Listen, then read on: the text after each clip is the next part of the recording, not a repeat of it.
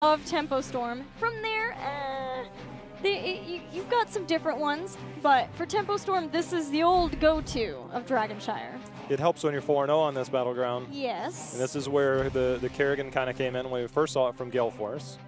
And this is something where it also we've seen different style strategies from Tempo Storm. Mm-hmm. No sanctification. Do you think they might be regretting that? I would say probably they're regretting no sanct quite a bit. I would also say, though, when you're looking at things that Tempo regrets, I would say the picks, right? They lost Malthael probably 4 times, I think 3 or 4 different picks with him, and that, though I complimented Tempo Storm's ability to quickly change on a dime and take something with that, with the punishment of so many people going for those picks, it still doesn't help. It slows down the damage in that other lane where Malthael was, or allows LFM to get some additional push going onto those structures. So for them, that happened for Tempo in their first game versus Space Station 2, and Space Station won that off picks from the Ragnaros player for Tempo Storm. So in this case, Tempo Storm now know, okay, LFM's come to play, let's have a little more respect. LFM, the mind games. Look, we used ETC last game. Not going to use it this game. We don't need it. See if they can play around that warrior. Cattle Pillar on the Cattle. 6-3 so far in 9 games. 9 out of their 21 games coming into this weekend were on ETC. Not going to be available this game. Also plays a little bit of Tyrrell. We've seen that. Did see 1 Blaze game. But you're right. If ETC is up, except in the last game, he's going to take it. Tempo here, considering which ban to have.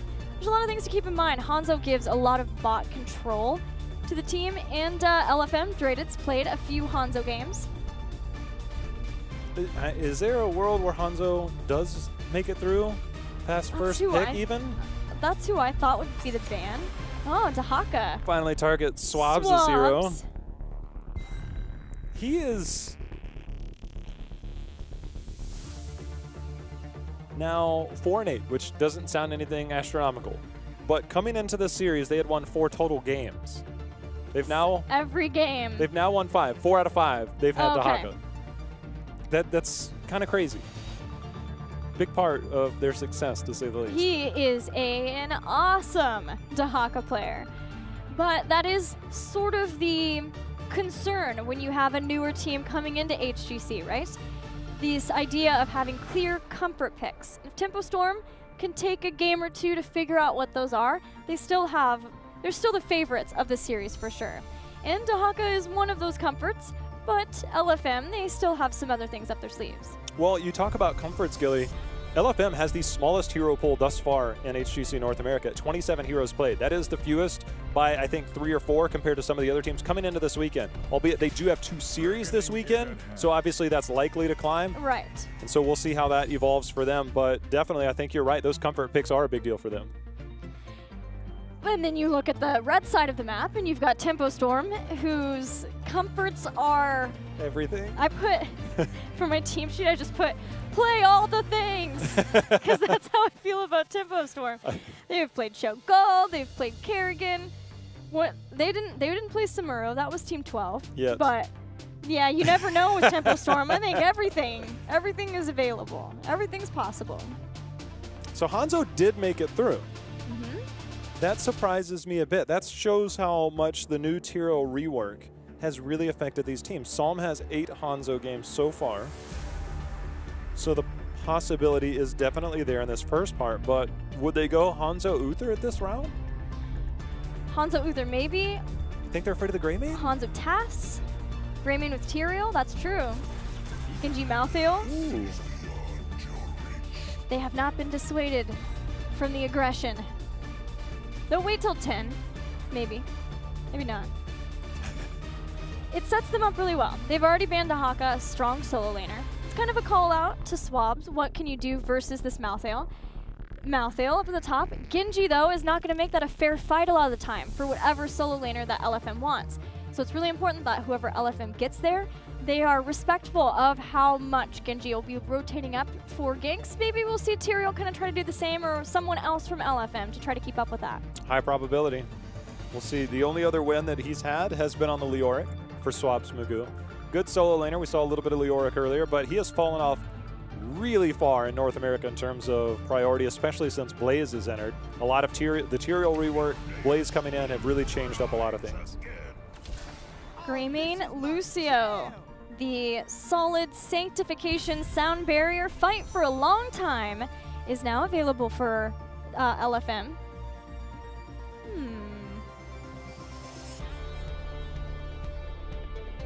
Is there another solo lane ban for Tempo?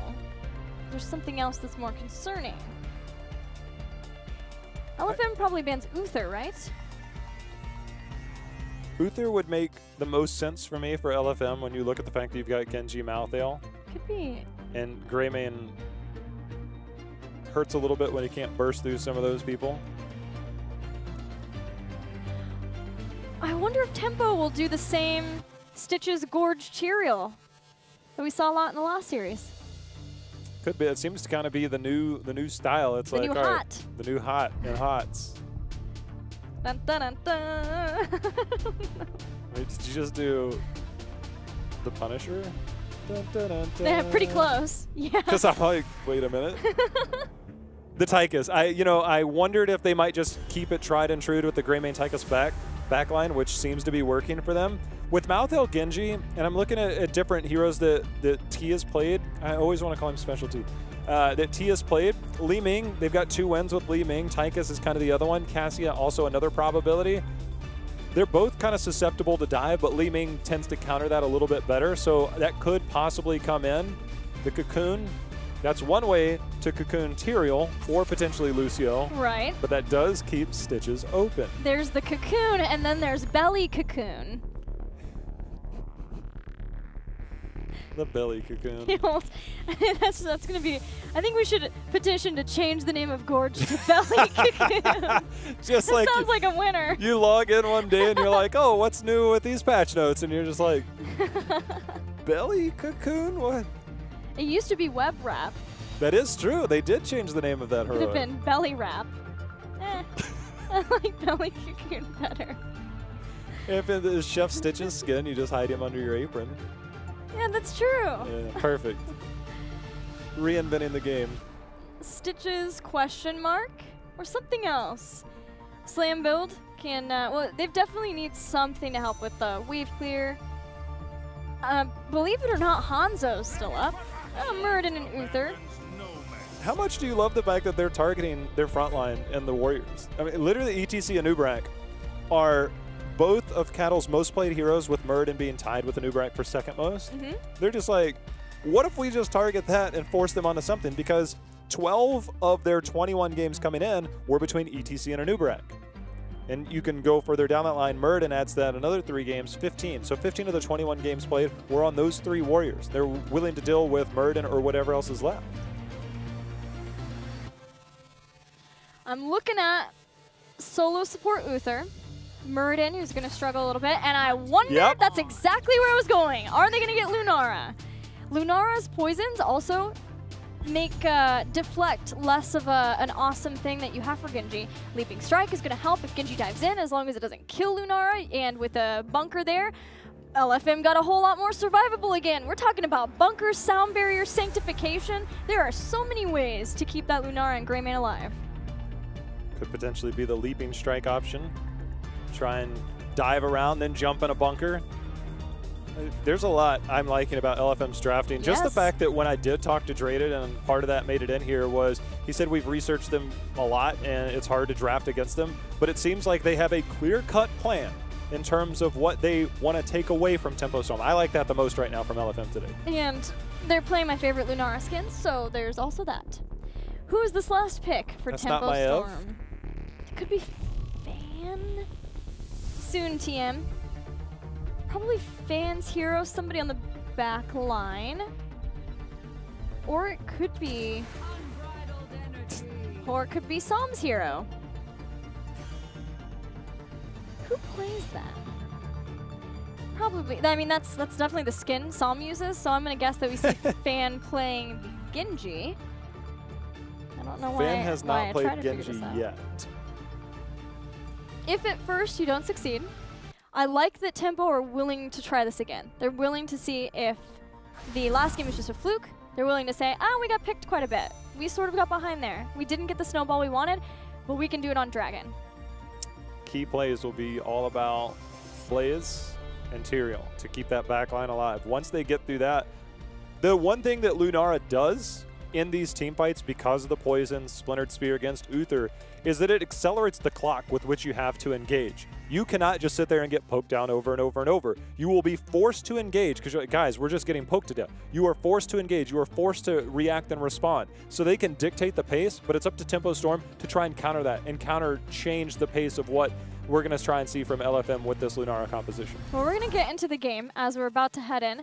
But two things to keep in mind as we're going to Dragonshire, and that's one, it is Dragonshire. It's going to be a lot harder for LFM to avoid Tempo Storm the way they did in the early game on Sky. They gave up both of the temples in the first phase just to push bottom, gank Glaurung a couple of times, and that kind of avoidance isn't going to be there. And as you talk about Splintered Spear, that's at 7. That's when Lunara starts to be very dangerous. And when you're talking about the survivability of the team, yes, you get some shields from Tyrael, you have some control from Blaze, and then a bit of healing from Lucio, but all of those are heroic ability type things where you really get the big safety net for LFM's comp. Tempo just could get too much done during that time before those even come into play.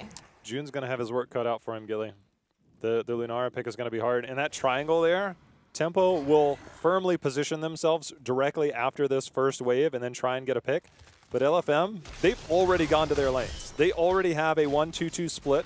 T and team will probably move down, make sure they have that, but they don't want to give up too much here in the mid, so they'll hold position for the moment. That's the mid. And down to the bot. LFM are indeed just staying completely into the lanes right from the get-go. The big question for me is, will they fight over their camps if Tempo Storm heads straight in for the invasion of the Giants? They already sent Greymane up, but Malthael looking to rotate down. Malthael had similar ideas. They're just going to kind of find each other. And as you said, the camps will have high priority. Cattle and team walking in aggressively to try and find the siege camp. The Wisp will spot that out, but Greymane himself has started the Knights. It's super smart of LFM just to go for the Bruisers again, just like they did before, respecting the aggressive composition, although LFM Figgy jumped in, but he uses the movement speed to get out back to the safety of his fort. This whole time they've been working on the Bruisers. Tempo Storm, or LFM, have also been keeping an eye on this area ahead and around of the Bruisers, making sure that nobody goes in and catches Draded while he's doing this. Fan trying to sniff this out. He does it. Figgy's got his own mobility. He's going to go in. Blaze is going to join. Should have a swift strikeout. Going to be just fine, but the threat is very much there, and it forced a lot of LFM to respond to that. Yes, everybody pretty much was up there, which gives time for Tempo Storm to take Shrine. They're going to immediately get back onto the top as the channel starts. One oil spill ignited stops Tempo Storm from the early Dragon Knight threats. And that's important for LFM. If they're going to try to slow this down, stall us out, they want to make sure that they don't give away that much early pressure, and a Dragon Knight would add a lot to that. Even with an early Dragon Knight, Tempo Storm could even just take down a lot of towers in different lanes. Heavy priority on the bot lane for Tempo Storm. Heavy priority on the top lane for LFM. Looks like Tempo is going to win out on this trade, but another wave of minions going to come in here for LFM. Should hopefully be able to get this fort down, but how quickly will they respond to the bot lane? Because Tempo is going to take this pretty easily. Tempo will see how much they can threaten LFM to come back here. With Psalm, even if you defend at the gate, it's not a guaranteed defense. And you've got Cattle and June to follow up with stuns and damage there. LFM take off the top fort. It's slowly going down for Tempo Storm as June eats a couple of those fort shots, which is going to slow him down to rotate back to the mid with the rest of the team. The fort goes down.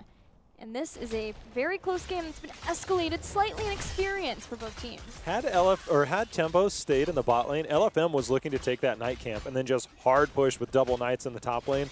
They did not. Tempo responded there, and now we see LFM rotating mid lane, taking almost the entire fort wall. And they're finding ways to keep up an experience and just not allowing Tempo to think he's going to get the interrupt there. No, he doesn't. I was scared he was going to get caught. Yeah. With June, saw him rotating into. It was far too scary. Draded makes it out. Dragon Knight taken. Now's the chance for Tempo Storm to skyrocket ahead in experience. This is definitely their chance. The Dragon Knight already down to about 75%. Early Dragon Knight's not exactly the most terrifying. Draded making sure not to get caught in a combo there from Kerrigan. Yeah, it's the threat of what's behind this Dragon Knight. It's Muradin inside, so it's one less stun to follow up with the combo. But that Kerrigan, the Uther too. LFM respond appropriately. They keep Blaze in the top lane. Bot's not as much of an issue, right? That fort's already gone, so it's really just the top and the mid, and so they can use 4 in the mid and then keep Blaze up in the top lane. Tempo Storm will have to just result in taking out the towers in those 2 lanes and get a slight experience advantage trying to work their way toward heroics. DK did enough, got 2 fort walls down, gave themselves a full level advantage in the Knight, or the Siege Giants at the bottom. Another point of contention here. Yeah, Blaze is all the way on the top. So is Muradin. So the big front liner for Tempo Storm is not quite available, not quite here yet as Sam charges forward, hoping for a combo. Figgy separated out from the rest of the team. It takes a bunch of damage, but Draded goes in and gets the 1 kill. Fans still striking out. They found another target. They will take it. 2 for the 1. I think they overplayed their hand a little bit, did LFM. The amount of poison damage that started to come out from Lunara was pretty significant, but Genji there and Fan making plays, just really kind of capitalizing on that first reset on Tyrael, came back in, got another. But post level 10, when you start looking at go for the throat, things like that, those are definitely more opportune moments for LFM to try and capitalize on. That one just didn't quite add up. Jihao, do you see a reason why we're seeing the hold of Hand of Protection choice for June? I would guess, waiting for heroic abilities, you're looking at Judgment. Maybe. But when you talk about Guardian of Ancient Kings, you're talking stuns, roots, silences. There's not a whole lot of that there either. It's all about those slows of Blaze. He's got the stuns, I guess, for jet propulsion. Yeah, I wonder if, because of the jet propulsion is an area stun and there's a lot of grouping, if maybe he was considering just having the the Guardian of Ancient Kings as a way of giving the increased armor to all the targets hit by that instead of the 1 Hand of Protection, but he goes into Hand of Protection anyway. Hand of Protection picked up, but he's also sitting on his heroic as well. I mean, he's just having a little bit of fun there, waiting to see what comes out.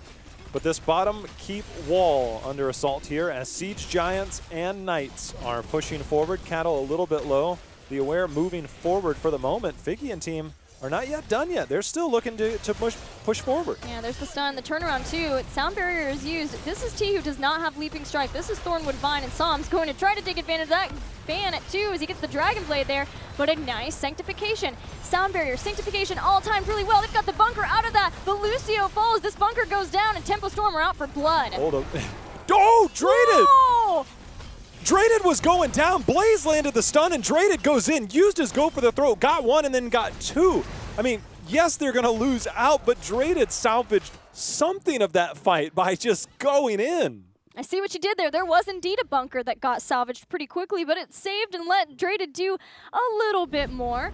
Let's watch that one again. Keep your eyes on Draded. The timing of these heroics was insane. It was so good. Sound Barrier there. Divine Shield was great. And the bunker is there. Sanctification too. They held on as much as they could, but Fan was just waiting for things to go wrong, and she jumped into the bunker. But Draded on 0 health is like, well, if I'm going out, I'm taking you with me. The 1-2 punch got those 2 kills, but then it was still on an Uther who kept the rest of the team alive long enough for Tempo Storm to clear out, get a team wipe, and get a Dragon Knight. Dragon Knight in 13. We saw the damage of the Siege Camp and the Knight Camp of what they've already done. It's opened up this bot lane. They're going to clear out the minions, allow the minions to move forward so they can try and take some of the keep shots when they do get past this tower. Good way to use it. I think a keep here is very much likely with the way LFM has been trying to defend, but Tempo Storm, very aggressive. And the way that they play, they could take a kill and snowball this into a victory if they're not careful. This is definitely viable to keep and onward. As the kick through back Draded. Swab starting to come in, has the slow on Cattle. Gets the Hand of Protection and the Stormbolt at the same time. Som now hoping for a combo. Doesn't get it. LFM ready to go for the next fight as Draded again assassinates a Kerrigan. How much do Tempo Storm lose for this keep? Caterpillar low in the back. Draded going to try to take him out, but he has the Dwarf Toss. For now, Caterpillar is escaping, being chased down by Draded and Aware. That will certainly result in another kill. The Aware is just like, that zoom, whisk. zoom, let's go. Glaurung gets the D-shield. June, however, is going to fall. It's continuing. The chase is continuing. Glaurung's going to get as much juking as he possibly can, but Draded's going to come in here. It's 7 kills to 7. Tempo did get themselves a keep down there, though, Gilly. They got the keep. They've lost quite a bit for it. That catches LFM back up in the experience, of course, but it's still problematic when you talk about trying to control the lanes and control the shrines. The best thing going for them, though, is that during this time with Tempo Storm down, they get the Giants. That slows down a little bit. LFM's going to even try to scare them away from that so that they can try and at least get this fort so that they maintain somewhat of some more control in the mid and in the bottom, and they still have top too.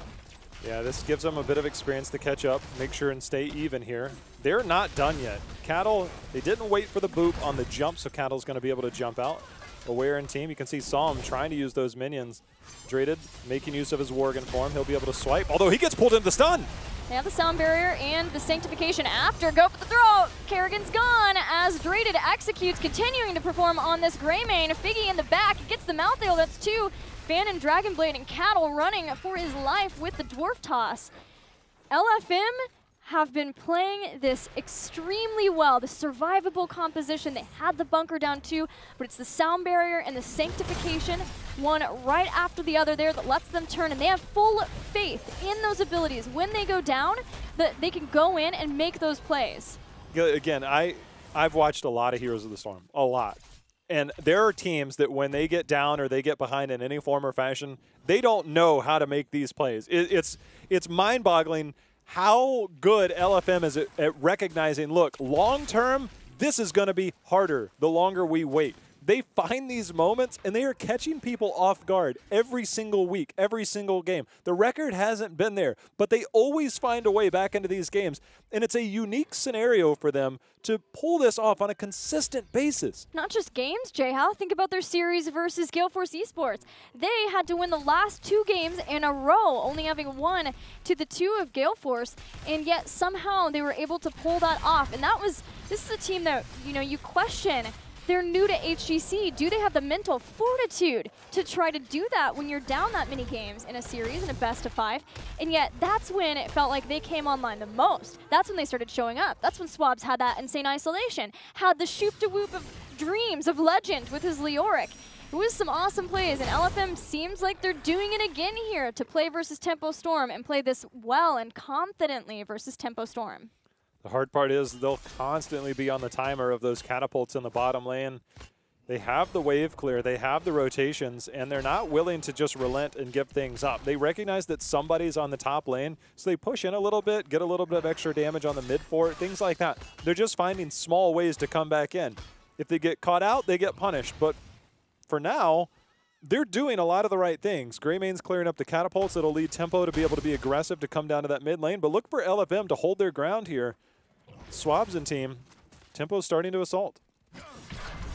There's the Holy Ground, and that makes Caterpillar Dwarf Toss out. Tempo Storm know that this bottom lane is their big fortress here. Oh, nice stun on Figgy. Another stun too, really good on Som as he receives the Hand of Protection. Combo hits too. This team is separated out, and that is exactly what Tempo Storm needed to do. Separate LFM so they couldn't have the same success with Sound Barrier, with Sanctification. This time getting the 2 kills. The Aware running for his life as he uses that wall ride to juke and dodge and run away from the team, buying some time, pulling them away for quite a while, but Malthael still ready to channel. This is going to be a staggered death. Yeah, when you stagger it, it's almost worse than if you were to have it right away. Tormented Solstice is there. Don't know if that might have been a bit of a misclick. Figgy's going to go down. And they got caught out, Gilly. And this is where, you know, sometimes that aggression will come back and get you. I think LFM got here because there's a Dragonite that's going to be on their core in just a matter of moments. Yeah, they were willing to go and contest those Giants for Tempo Storm, and it's understandable that bottom lane, they don't want to have to push it back out again. They don't want to deal with the Giants. Tempo Storm kind of felt constricting toward them. But as a result of that, the separation, that's not the kind of thing that you want with this kind of composition that LFM has. They still have a chance though. Tyrael will be back up in 16 seconds, but the Dragonite starting to get on the core. No Uther now. That's one pick that's great for LFM. We'll see if Draded and company can get some more, but Lunara falls. The Dragonite bringing down the core rather quickly, and Tempo Storm stabilizing the series to tie it up 1-1. I'd mentioned that having Lunara puts the timer onto Tempo Storm on how quickly they would have to potentially take a team fight. I did not expect Thornwood Vines because that timer is already accelerated very quickly with this composition. You normally use Thornwood Vines to kind of casually poke down your opponent, keep them at range, but they had Lunara firmly in their sights, and I kind of wonder if maybe that one would have given them a bit more survivability with that mobility. That was a tough one. LFM, though, did fight well in that one despite taking the loss. Tempo Storm, I don't think was ready for LFM to just constantly like, look, we know that you're probably coming at us, but what if we come at you first? And they're holding in there. It's still 11 kills to 12 in favor of Tempo Storm. This is still a very interesting series. Yeah, it is highly interesting and entertaining that LFM were able to survive the onslaught of Tempo in the first game. But in that last one, being able to get that early keep definitely worked out in the favor of Tempo Storm. Let them keep that aggression going into the late game to tie things back up. We'll see where we go from here, but for now, we're going to a commercial break. After the break, more Heroes of the Storm. Stick with us.